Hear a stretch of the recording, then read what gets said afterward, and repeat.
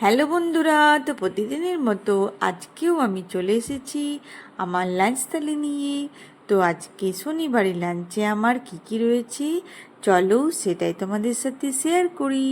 তো শনিবারের লাঞ্চে রয়েছে আমার গরম গরম ভাতের সাথে কাগজি লেবু, কাঁচা লঙ্কা, তার সাথে রয়েছে আলু করলা সেদ্ধ।